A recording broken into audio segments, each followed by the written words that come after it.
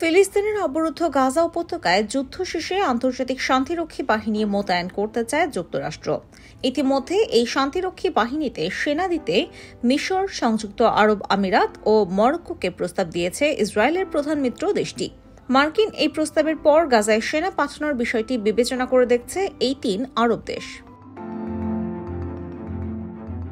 British সংবাদ মাধ্যম financial টাইমসের এক প্রতিবেদনের বরাতে টাইমস অব ইসরায়েল জানিয়েছে, মার্কিন প্রস্তাব বিবেচনা করলেও যুক্তরাষ্ট্রকে একটি শর্ত দিয়েছে দেশ তিনটি। তাদের কথা হলো, গাজায় সেনা পাঠাতে আন্তর্জাতিক শান্তিরক্ষী বাহিনী গঠনের আগে ফিলিস্তিন রাষ্ট্রকে আনুষ্ঠানিকভাবে স্বীকৃতি দিতে হবে যুক্তরাষ্ট্রকে।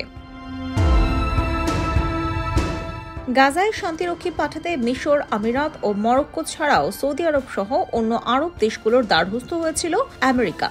তবে মার্কিন প্রেসিডেন্ট জো বাইডেন প্রশাসনের এই প্রস্তাব প্রত্যাখ্যান করেছে এসব দেশ।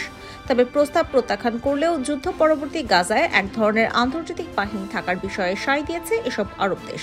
তাদের যুক্তি হলো, ছোট্ট এই উপত্যকায় এখন ইসরায়েলি সেনাদের জায়গা গ্রহণ করতে পারে এমন কোনো শক্তি নেই। তবে এই পরিকল্পনা বাস্তবায়নে যুক্তরাষ্ট্রকে বেশ কাঠখড় পোড়াতে হবে। ওয়াশিংটনের এমন পরিকল্পনা চরম বিরোধী ইসরায়েলের প্রধানমন্ত্রী বেনিয়ামিন নেতানিয়াহু। এছাড়া নিজেরা এই পরিকল্পনা করলেও গাজায় মার্কিন সেনা পাঠাতে চায় না যুক্তরাষ্ট্র।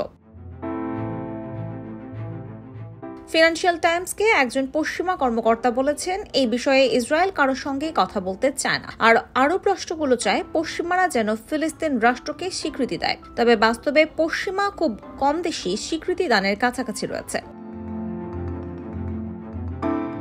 এই প্রতিবেদনের বিষয়ে মার্কিন পররাষ্ট্র দপ্তরের একজন মুখপাত্র বলেছেন, যুদ্ধোত্তর গাজা নিয়ে আলোচনার সময় পরিস্থিতি অনুকূলে থাকলে গঠনমূলক ভূমিকা পালনের ইচ্ছা প্রকাশ করেছে ওয়াশিংটনের মিত্ররা।